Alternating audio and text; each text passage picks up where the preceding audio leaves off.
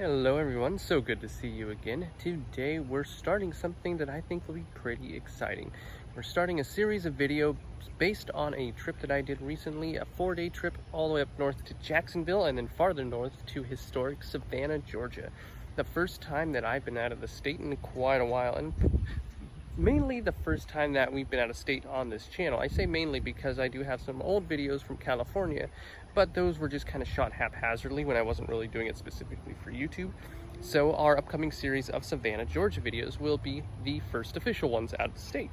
I do hope you enjoy seeing some of what we have to show you of an amazing, historic, and fascinating city a little further north of the Florida-Georgia line. So today's video, we're starting off with something a little chronologically out of order from the order of our trip. And mainly the way that I'm gonna be uploading these videos is, well, based on which ones are taking up the most room on my little iPhone XR.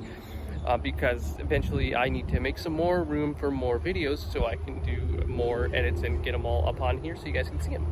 The first thing we're going to check out is a ghost tour that we took called Ghosts and Gravestones of Historic Savannah.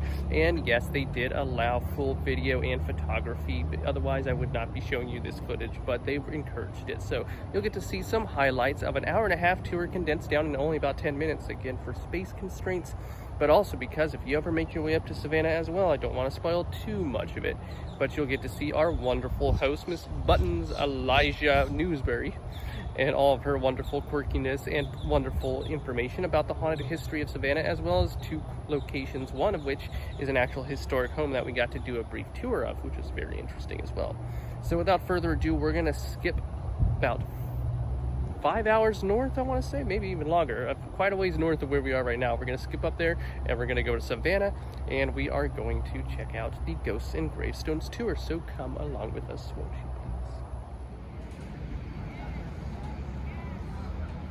please? Did you ever laugh as the hearse tour goes by? I love these so much.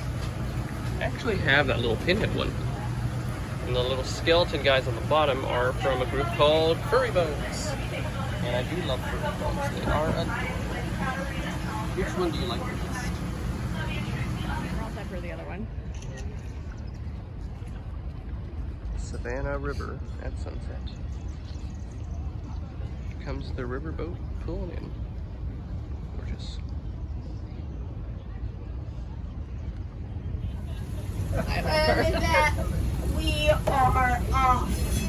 Now, I could not possibly begin a tour in one of the most haunted cities in America without first introducing you to one of Georgia's most notorious serial killers. Oh, no, whatever. I was talking about me, Button Elijah Newsbury. I knew it. I'm just kidding. I'm actually just your ghost host for this evening, all right? I promise you're safe with me. No, but kind of. There's a reason I'm not driving. You're gonna... I'll tell you right now. So, for those who don't know, Ed and Lorraine Warren were very well-known demonologists and paranormal investigators, and you might know them more for their fictional appearances in movies like The Conjuring and Annabelle and things like that. Now, they would actually come here to Savannah and investigate the Pirate's House right here. While they were here, they decided that they needed the help of a local medium. But when the big night came, he was running a little bit late. So when he would pull up to this building right here, he would hop out in a frenzy and look up to those 3 windows right there. You all see them? Yeah? And be shocked to see 3 figures staring out at the street down at him. Now, he thought this is the Warrens already starting their investigation. So, worried about his lateness, he would rush into the front room. And he would be shocked to see that the Warrens, they were still there. As it seemed that the Pirate's House manager, he had also been running a little bit behind that. Decides to take a more playful approach, and that is exactly why she is so famous here in Savannah. And it is none other than Miss Anna of the 1790 Inn.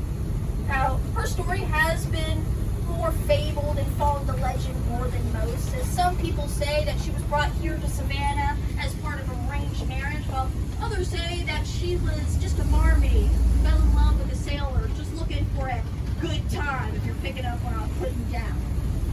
Either way, the story always ends the same. It was Miss Anna throwing herself out of the window of room 204.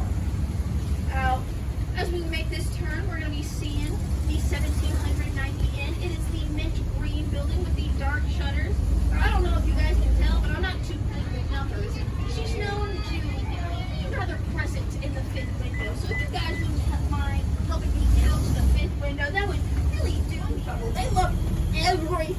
their apartment right over here with all of the footlights outside. Oh. But there was one thing that was wrong. Specifically, they kept finding a used teacup on their kitchen counter. Now, neither of them were big tea drinkers, and this is the South, so if you're drinking tea, it's iced and sweet. So it was a little bit strange that they kept finding these little cups. And no matter what they did, they couldn't get rid of it. And it got to the point that they were so out of options, they decided to contact the last tenant and see if the problem persisted even then.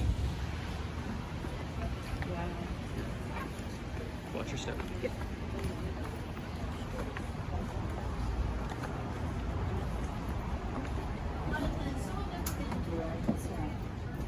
Welcome to the Angelo House. Thank you very much. You want your step as you make your way inside. Oh my goodness. Hello, good sir. Thank you for having us. Upstairs. Upstairs. It's like I heard a voice. Let's go. You see, the woman tends to be drawn to live there. By consequence, so tended to die. Miss Mary in 1863 and June in 1927. Now, because of those deaths, that room does tend to exude a sense of sadness. Yeah. Just like in 1979, when a tropical storm was ripping its way through Savannah. After the storm, a pair of societies give a D sandbag the home and check the damages. Just 2 years and a few feet away from the storm.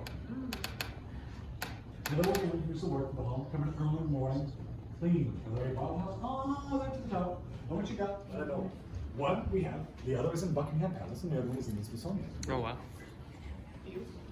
England, what do you think? My goodness. Getting sassy. White suit and pace back and forth on that top landing, but my favorite haunting has to do with his children. As you see, as they did in life, they are known to do in death. They still throw pool balls down the stairs, as they were known during parties to throw billiards to get a little bit of attention from their dad. So I'd say, rock on, kids! They know how to throw a party over at the Hamilton Manor. A lot of our visitors of Savannah specifically are young women, and she will go up to them and her, as they report tattered rags of clothing, her wild eyes, crazy red hair, and ask if they have seen her baby, crying out, please, anyone just help me find my baby. Of course, most of them are very lovely, and they attempt to help her, searching everywhere, and even calling the police. But Alice Riley is no stranger to our police department, so it shows that we actually have a protocol when it comes to dealing with her. I vote for Congress. Actresses after a particular incident where she had hired an actress just to do some monologues for a party of hers, but that actress would then make the very interesting decision to do an unflattering impression of none other than her employer, Mary Telfair Bad idea. herself. So as you can see, it's quite reasonable to see why she didn't like actresses. But once again, we would uphold our end of the bargain here until the early 2000s, when we would hire an actress to do impressions of not only just anyone, but of course, Mary Telfair. Who's talking up there?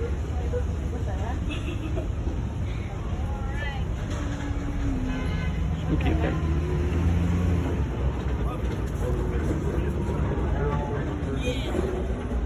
Thank you. Whispering that they were to kill me. This sounds like it's gonna be fun. Yes. This is interesting. Do you fill in all dead space in this front room here?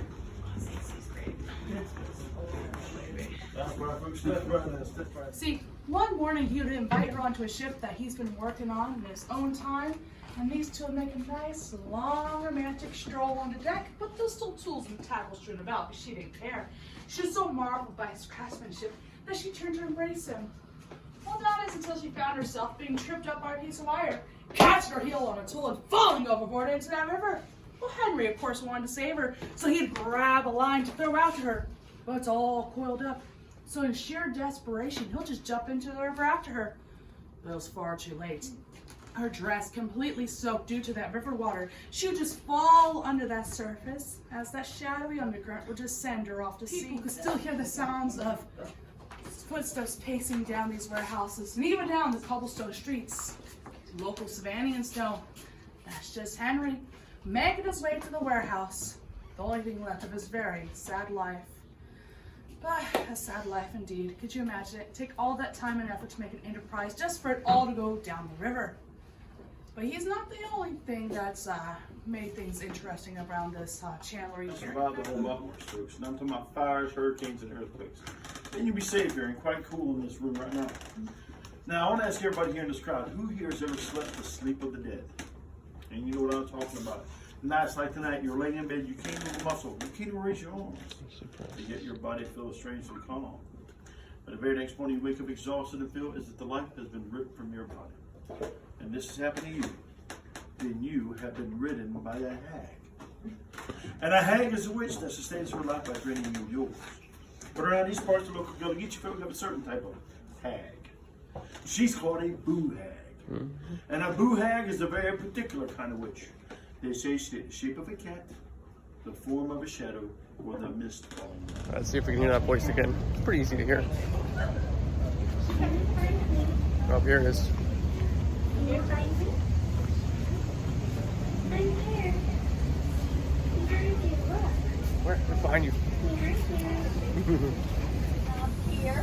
And a lot of people seem to ask why Savannah is so haunted, and I've certainly given you plenty of reasons as to why tonight. You see, obviously, we have the fact that we built right on top of our den. It doesn't help that here in Savannah, we're a little bit superstitious as well, but it does also have to do with a little something called 1820. See, 1820 wasn't the best year for Savannah. As we started off with the Great Panic of 1819, there would be financial devastation all throughout the city, and then we'd go into the Great Fire of 1820 that would decimate over 500 homes, and of course we would round that year out with the 1820 yellow fever epidemic. We'd take 10% of our population every time it came to town. Farewell, the hotbed of rogues, the terrestrial hell, where Satan has fixed his headquarters on earth and outlawed integrity, wisdom, and worth. I leave you, Savannah, a curse that is far, the worst of all curses, to remain as you are.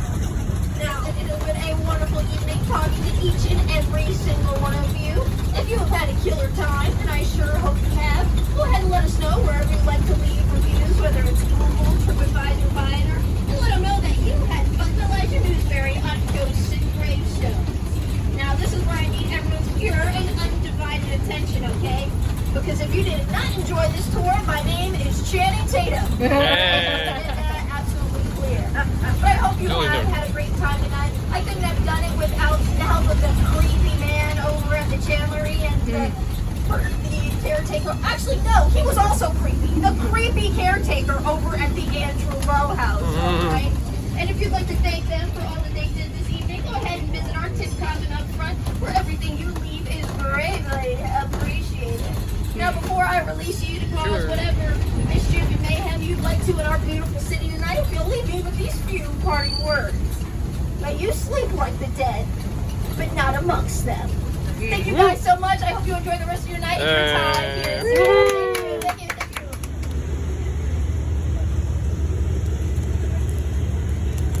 Should I be mean to put mine on top of that guy? Yeah. Hello, buddy. Hope you're having a good night. Here, let me, Good job. Yeah. All right, let's it out. Thus concludes our tour for today. I didn't see anything spooky or supernatural on the tours, but then I rarely do, unfortunately. Even though I do believe in ghosts and the paranormal, I just don't have much luck. Maybe one day I'll get to show you guys something really spooky and supernatural on this channel and have it privy to lots of skepticism and analysis, but who knows.